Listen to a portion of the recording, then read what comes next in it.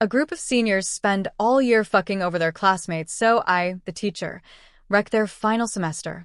This is my first post here, and for reasons that will soon become obvious, this channel speaks to the depths of my soul. It's also a very long one because I want you to delight in my destruction.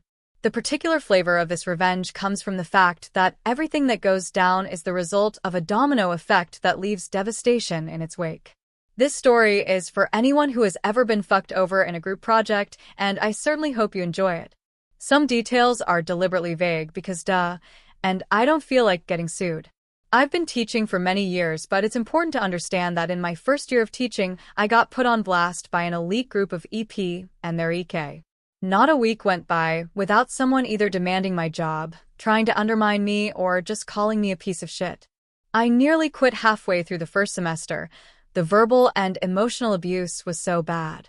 This was at a school in a tough area, so I was accused of racism constantly for asking kids to stop talking, was ripped into forgiving failing grades for missing work, and even enforcing the rules in the student-parent handbook got me in hot water. My principal reprimanded me for being a negative influence on the school, and was I told that I needed to let more rules slide because he was tired of hearing from parents. I would have parents just show up unannounced to sit in on my lessons and then tell me I was a shitty educator, a bad human being, etc. I have plenty of horror stories from that school alone, but the point I want to make is that this experience defined the kind of teacher I became going forward to my next school. I needed to be that person who was untouchable because I needed to focus on the one job that mattered, teaching kids. My next school was in a fairly affluent area. It wasn't uncommon for me to find out that my students' parents made millions, which brought its own unique set of problems. However, my new principal was super supportive of me as long as I followed the school's handbook to the letter because, by doing so, I was in line with the school's philosophy and protected by law. We seriously had parents filing frivolous lawsuits all the damn time. This school had long ago learned that caving to parent demands spilled blood in the water and brought the rest of the sharks in droves. My first year at this new school was successful for many reasons, but primarily because the school culture was easily adapted to. By planning ahead, I was able to head off 99% of all negative parents at the pass. The few times a parent tried to rip into me at conferences, I ripped back so hard that I developed a reputation amongst the kids and parents as someone you couldn't fuck with. Everything I did was in line with the rules, and any attempt to take me down got stonewalled by my principal, who would have to say, "Mr. Fighter Jet is following school policy, so I'm afraid the ultimate decision is his." No joke, I had some parents in tears because their kid could no longer get an A in my class. I wasn't the teacher who wanted to destroy kids, I just wanted them to be accountable, and sometimes that meant letting them fail. Needless to say, this job became a lot of fun, because instead of waiting to be ambushed by parents, I could work on making my class fun for my students while still teaching them something.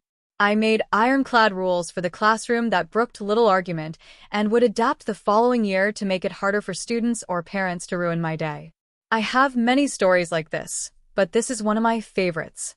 The year this happened, I taught a HS class with grades 9 to 12, that's 14 to 18-year-olds for you overseas guests. My class wasn't necessary to graduate, but did count as a core requirement. One of my beginning of the year rules was, I never want to hear "when will we ever need this," because you didn't have to sign up for this class. How I structure my class is that I try to make students accountable for their own actions. My class was built so that it had something to offer everybody. If you tried your best, you were guaranteed a C. If you worked really hard, you could get a B or an A. I would bust my ass to help a student with any reasonable request. The best example of this was a student was working hard on an assignment and said, "I think I understand it now, but can't turn it in on time," to which I answered, "Then turn it in tomorrow for full credit." This is how hard work pays off. Other than a few hard deadlines in my class, I would do whatever it took to see you learn the material. Fuck around in my class? I have already found ways to run circles around the pathetic excuses you throw at your parents for your piss-poor performance.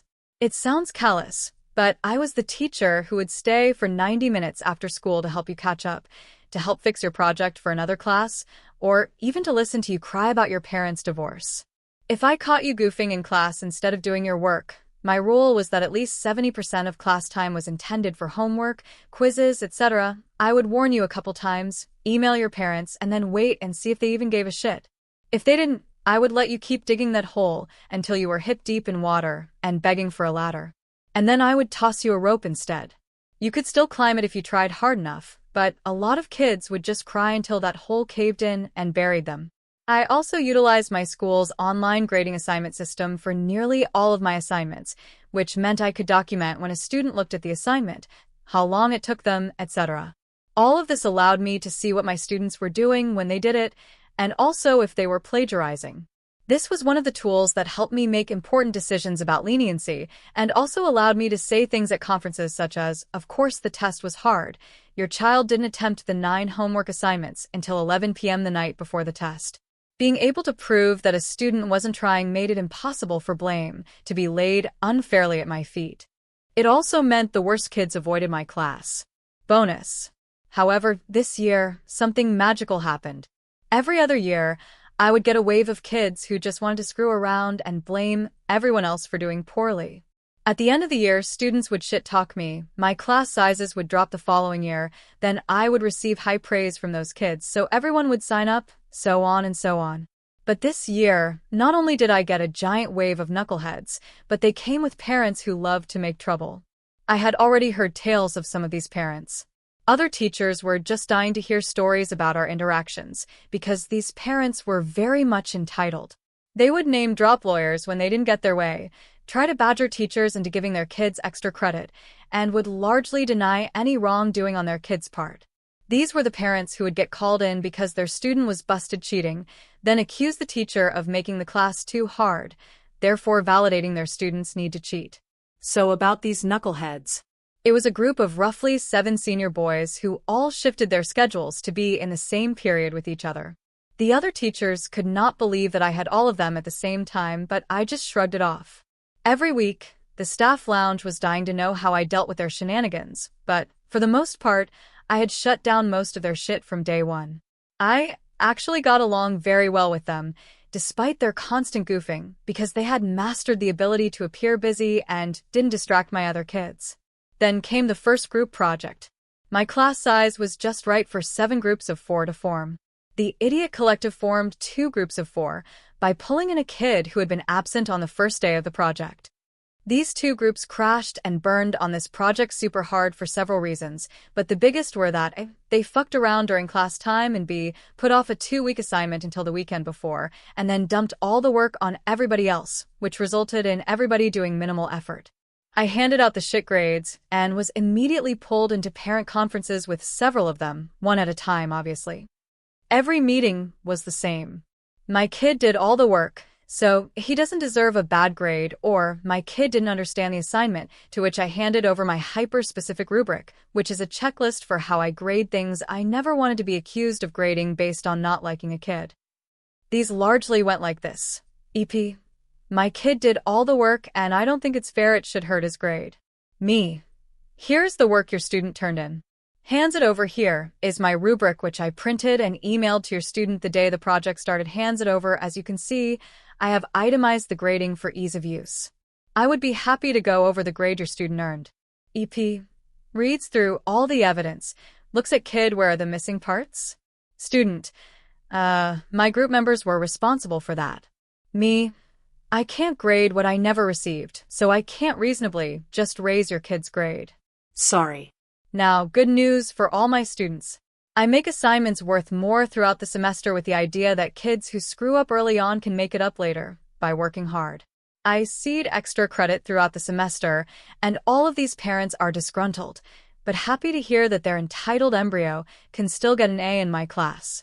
Now, the end result of these meetings was that it clearly wasn't my fault. Remember, I had all this data to prove that I made every effort to contact everybody, etc., so it must be the other kid's fault. So these parents all decide that their perfect angel is no longer allowed to work with their previous groupmates. Like a cancer, this failure of friends distributes through the rest of the class. Like the genius that I am, I make my students write a group contract for every project that details who does what and when it is due. Why is this important? Because the contract provides me the documentation necessary to allow me to dismiss a bad group member and give them a 0 without their parents shitting all over my day. So here's where the problem begins manifesting. These seniors begin bouncing from group to group like cancerous ping-pong balls, wreaking havoc. I let students choose their groups, so these seniors are desperately integrating with anybody that will have them. Because of my class side, every group has at least one coddled child to deal with, and these children just end up rotating until all of my students have worked with one of these seniors at some point. Now I am getting constant complaints from parents of other kids about these boys. Their kid wanted a good grade, which means they ended up doing all the work while the senior slacked. This is usually after the fact, at which time I bring up, I would love to yank that leech out of your grade pool, but you have to use the contract. Students don't want to say anything because they fear retribution from the seniors, but I can't do anything because I will be accused of harassment. The contract can provide me with the leverage I need to prove that these kids were doing no work because these seniors have been playing their parents for years. I make my class utilize Google Docs because the changes are time-stamped. No joke, I've had students produce all the work the morning of a parent meeting to try and lie their way out and make me look like a piece of shit, but that timestamp is a godsend. Luckily, my class is balanced. A shitty group mate can make things hard, but not undoable, and parents are appeased that I have an out for their kid, but disappointed that their kid doesn't use it. Every time I announce a group project is on the way, some of these seniors sucker up to the other kids to the point that it is expected that a spot will be made for them. I'm talking buying kids lunch, bringing them gifts, etc. Seriously, the day before a group project starts, all of the seniors now sit at separate tables from each other so that they could pull the "I'm already here, let's be in a group" card, which works most of the time. The strain on class morale is difficult, but I am biding my time. The other students are grabbing at extra credit opportunities constantly so that their grade can absorb the blow, and parent complaints are completely mitigated because I am still offering every chance for success. My principal has a copy of my syllabus in his computer so that he can quote student policies that the parent signed off on. Not uncommon for him to hear, "I don't read that shit," so it doesn't apply, but he reminds them that the clause above the signature line says, "My signature denotes that I have read this document in its entirety and agree to abide by all the rules," or something similar, and that this should be a lesson to the parent and the student that when you sign something, you should read the fine print. If you ever become a teacher, find an awesome boss like this and stick by their side. So I have 7 slothful seniors, but I shall name the worst of these Larry, Curly, and Mo. The fallout affects all of them, but these 3 are the ones whose parents have a boner for making trouble. Every time they bully a teacher into compliance, I imagine they sit around a smoking room with cigars and cognac, laughing at how they got their way yet again with a lowly teacher. I know that anything I do will be heavily scrutinized once the grades start falling, and I need to be able to shrug it off because I have other shit to do, and I refuse to be the smiling topic of discussion in their celebratory circle jerk. However, a special note about Larry. Since he turned 18, his parents now travel nonstop and are impossible to reach. Larry is now just a huge douche because his parents no longer care about what he does. I closely monitor their grades in my class, but also in others. This may sound sketchy, but I routinely do this with any of my students who struggle with the material so that I can identify if the issue is my class or all of their classes. Students have been known fake their grades using Inspect Element, and I got tired of hearing, but they have A's in their other classes, because then I look like the piece of shit. Anyway, after a check, I speak with the other teachers. It isn't hard to find out that these boys are doing minimal work in other classes, and I actually discover that Larry has been finding ways to get other kids to do the work for him and then disseminating it among his friends. Other teachers have been bullied into lowering test percentages in their class, and guess what? He and his friends are enrolled in these classes. Despite bombing these tests, HW and project grades give them a comfortable cushion so that most of them are floating at low B's. I can't prove this, they're using Snapchat, but when I bring it up with their teachers, the teachers don't feel like trying to prove it and duke it out with the parents. Now, they are gaming other classes for minimal effort. However, their only recourse in my class is to keep rotating through groups and leeching off of their hard work to maintain CS and BS, and the other kids are too nervous to utilize the group contract to get them fired. Remember how I mentioned that I steadily increase the value of my assignments to keep kids working and give them a chance to fix their grades? Me. Random day in class. Hey everybody, I was looking in the schedule and realized that your last project before finals may stress you out unnecessarily. Would anybody mind if I dropped it? My class. Tired of getting banged on group assignments? Nope. Drop it. best teacher ever. Me, okay, well, just so you know, I'm going to move our next project back a couple of weeks and extend the deadline by a week. Also, since I canceled the last project, this means that the next project will now be worth roughly 20% of your final grade. So do your best. Screwing this up could kill your grade. My class, whatever.jpg, so in one step, I have inflated this assignment and also moved it. I send out an email to parents and students letting them know about the change to the syllabus and the assignment. Get no responses other than happiness that I am removing stress from the end of the semester, etc. I actually did this primarily because another teacher, who was a huge douchebag, plunked down a monster project that same week and I knew it would burn out my students prior to finals, so figured a break was in order. Win-win for me, really. Now, why did I move it? The Friday before the project started, I announced at the start of class, okay, I am introducing the project now so that you can get into groups today, and we can do it first thing Monday morning without delay. Since this project is so important, this announcement elicits a room full of shit-eating grins. Why? It was senior ditch day. Our school didn't condone a ditch day, so the kids tried their best to keep it a secret, but I found out a month in advance. All 7 of these kids were absent from class, which meant that I had just given the entire room freedom from these deadweights. Immediately, groups are formed, and even better, I had a couple kids transfer out of my class at semester, which meant, numbers-wise, these knuckleheads will have to work on this last group project together in 2 groups. I emphasized that everyone needed to get to class as soon as possible so that they could start as soon as attendance was called. My original intention was to light a giant fire under all 7 of these chumps to get them to actually put in the effort they had neglected to do all year. Most of them had grades in the low C range, except for one in the low BS. As a bonus to all my students, I put an extra credit portion on this project so that they could recoup their early semester losses, but also allow these seniors to do very well if they put in the effort. This wasn't meant to be a revenge tale, but an attempt to give them one last lesson in responsibility. Before the end of the day, I send out a parent-student notification that the project had been started and that any absent students needed to contact their classmates to establish groups before Monday morning. This was important, as you'll see. I'm sure you can guess what happened next. The next Monday, the seniors come traipsing in seconds before the bell to discover that there are only 2 tables to sit at. Whatever, they take their seats. Me, after attendance okay, everybody has a copy of the rubric, so go ahead and get started. Rest of class immediately pulls out rubric seniors. Looking around frantically, the seniors quickly realize that they have been played, and the arguing starts. First thing that happens is that Larry, Curly, and Mo decide that they now belong with whoever they happen to be sitting with and scoot their chairs over to sit with different tables. I catch this right away and tell them that the groups are already at maximum size for people per group. The other 4 seniors are already fighting with each other because they know that none of them will actually do any work. Larry, who thinks he's God's gift to everybody, tries to sweet-talk me and his group into special privileges and allowing a group of 5. Now, I see some of the other kids wavering, and I know that Larry is putting pressure on them to argue his case. I designed this project for specifically 4 people and had a job for each one, but I extended a separate offer. I will let you join, but since there will be 5 of you, I expect double the work. Literally, I told them they would have to do the project twice. Larry tries to argue, but I point out the roles I have established and inform him that if 4 people could do it once, having 5 should make it easier to do it twice. Sounds like a dick move on my part, but I have now intimidated the other kids into saying hell no, and even have them put it to a vote.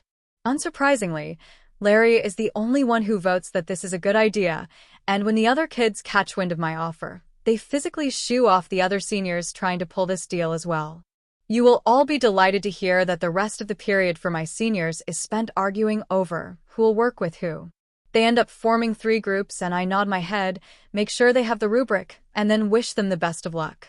Being the smart teacher that I am, I email Cully's parents and Mo's mommy that they have chosen to work with each other. Mo's mommy shows up to argue with me all the time, but has quickly learned I won't take her shit.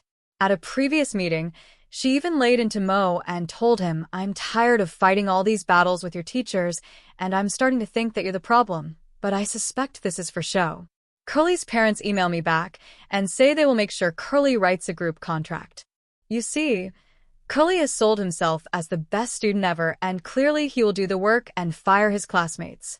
Mo's mommy immediately requests a meeting with me. Per school policy, I do not have to respond to an email for 48 hours. I wait until hour 47 and email a non-committal "I would love to meet. When are you available?" and wait for a response.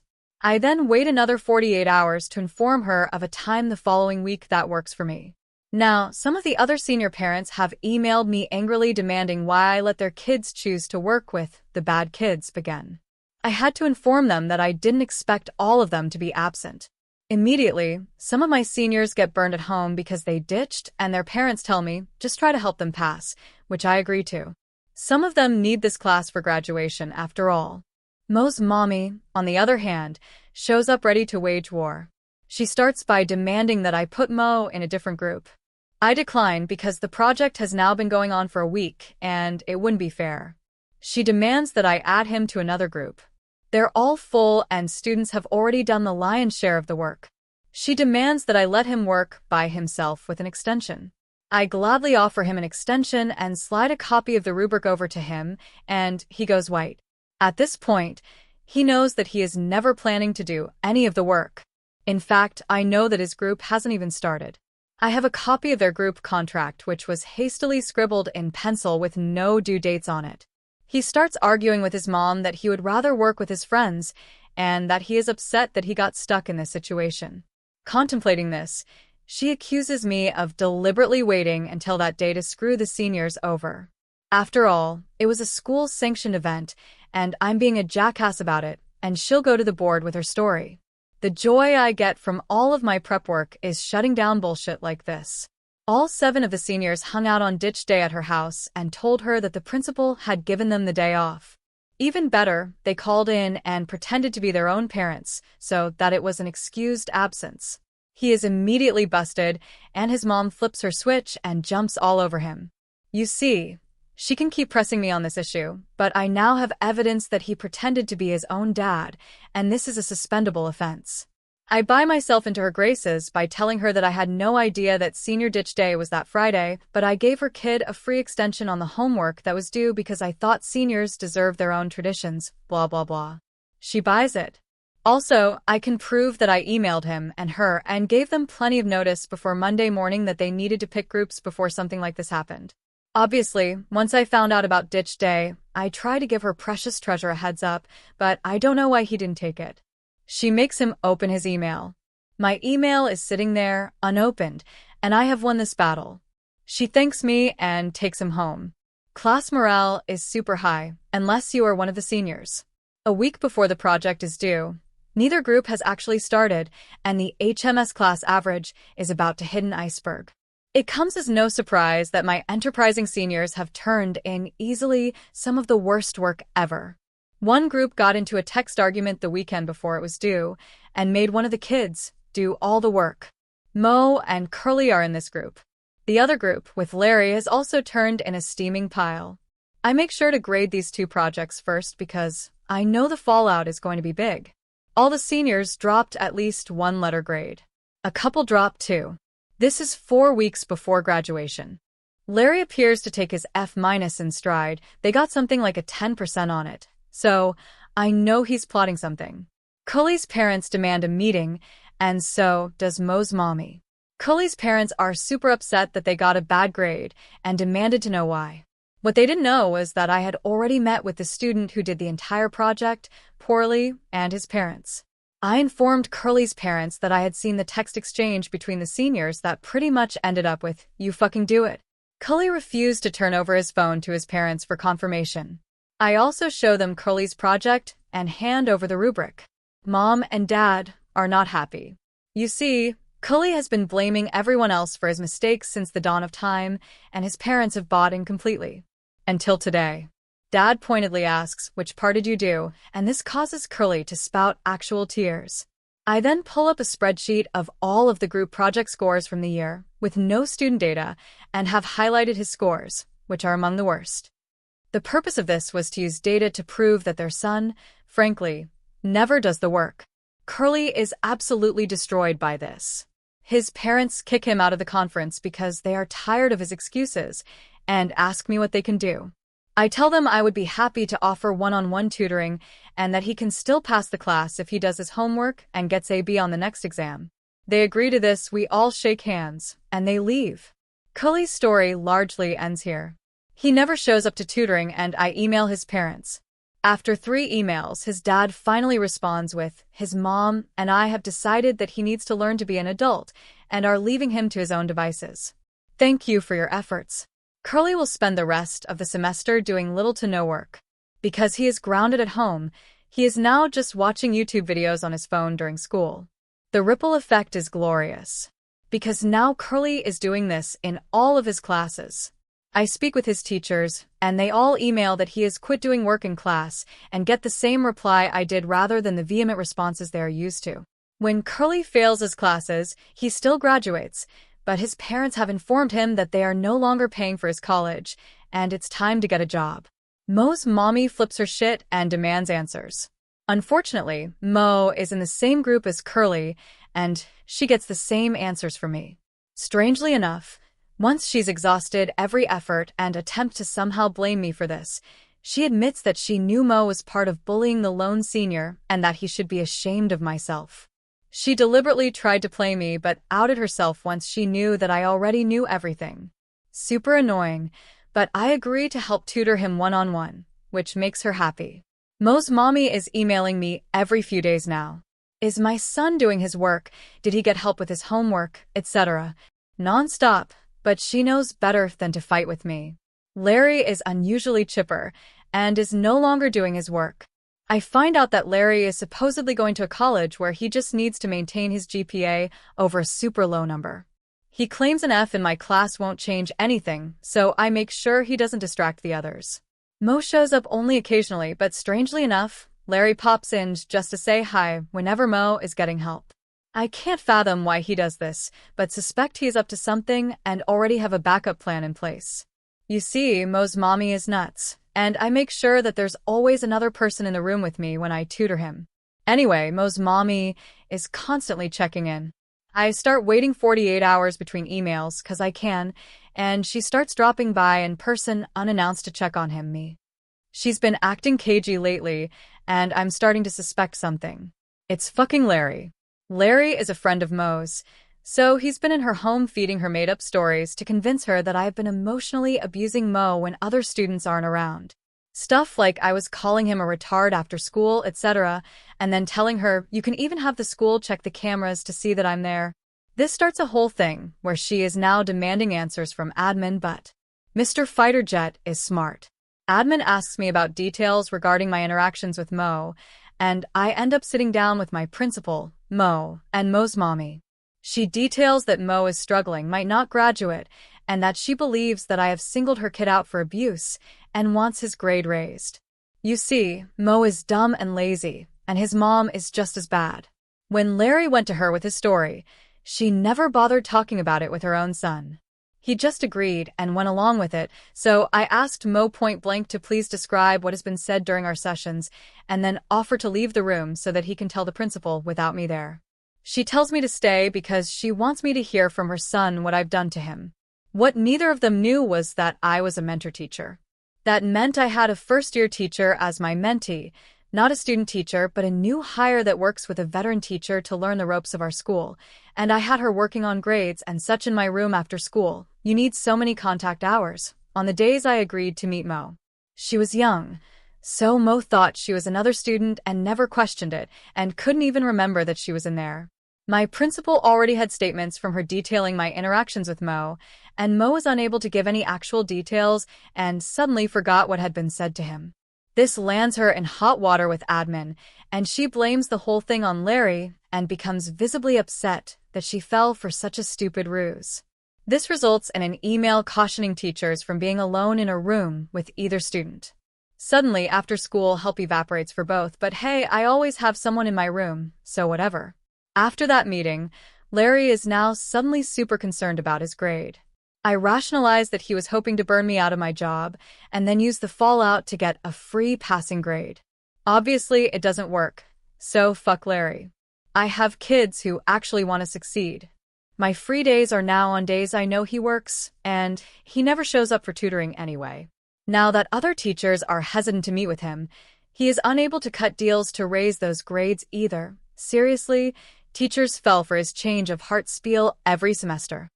Mo's mom makes a last-ditch effort and tries to convince me that the parents of the seniors have scheduled a meeting with my boss to have me fired for giving their kids a bad grade, and that she would be willing to put in a good word for me if I meet with her first. I'm sitting next to the principal when I get this email, through an app on my cell phone, and he has no idea what she's talking about.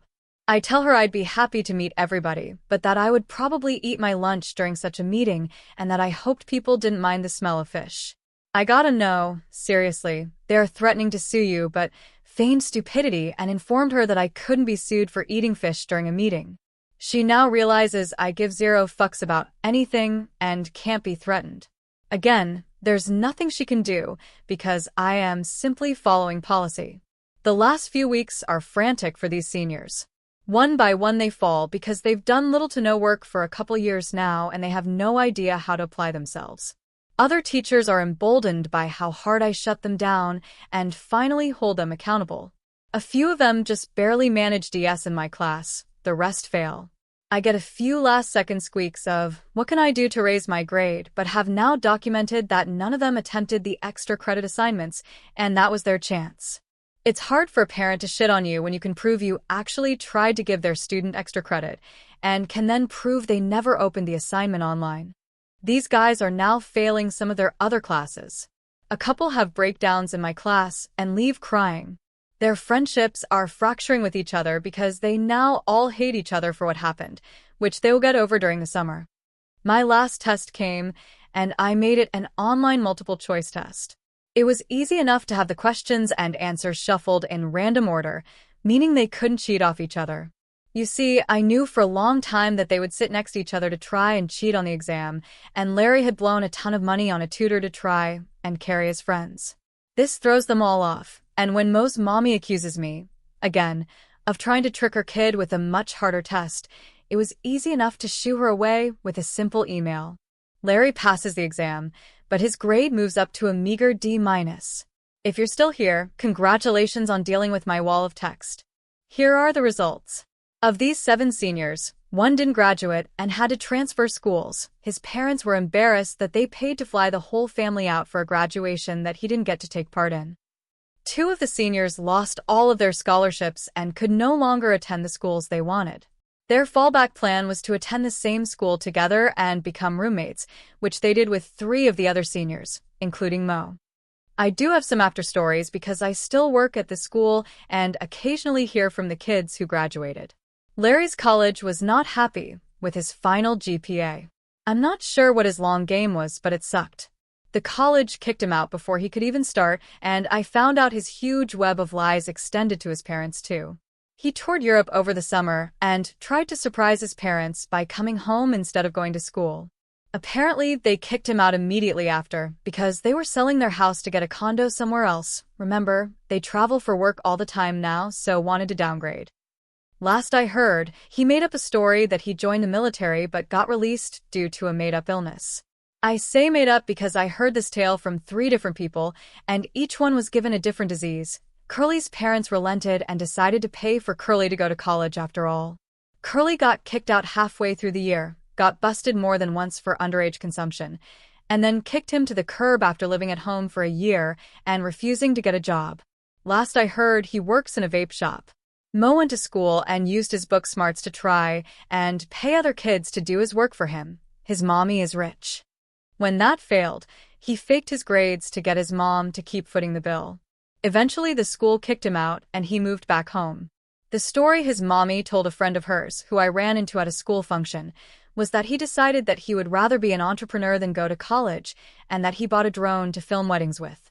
Last I heard, he was acting as a distributor for his weed dealer, but had moved up to selling acid on the side. His mommy thinks he is working weddings. One senior went to college with his friends and immediately realized he needed to change. He quit hanging with his friends and, last I heard, graduated with honors in a lucrative field. He emailed me once to thank me for challenging him in HS because it prepared him for college, so that was nice. That's it, the end. Thanks for reading, and if you ever had a teacher you loved, send them an email. We love hearing from our children. Edit. 1. Teacher name, is that you?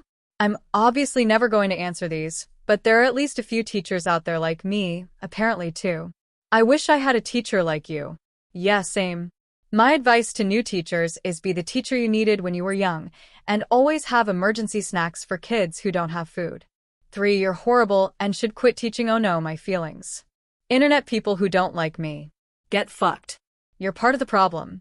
Everything I did was to protect the interests of the other 20 kids in that class who wanted to work hard and learn, and those seniors had every opportunity to improve their lot in life.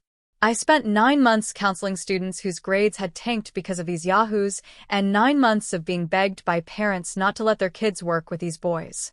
I saw a chance and took it for. You should tell more stories. I really don't have that many teaching stories that would fit here. I'm actually considered the nice, laid-back teacher at my school who you simply don't mess with, though I do get pranked all the time. Edit 2. Thanks for the kind comments, but there's still a very angry minority who are just certain I am a huge piece of shit based on how I treated a group of seniors. To reiterate, it's impossible to judge my entire career by my efforts to hold a small group of students accountable for making everyone miserable. Edit 3. 1. Why so many projects? My school adopted a problem-based learning curriculum. I have to do a big project per unit, and I have 6 units in the year too. You're a bitch cunt psychopath. I'll leave you with this. Many of you are saying thanks, but you should thank a teacher who made a difference in your life. Buy them coffee instead of purchasing Reddit bling, or write them a short note, and if you're still so keen on hating my guts, find that special teacher in your life. Hopefully they will never need someone like me.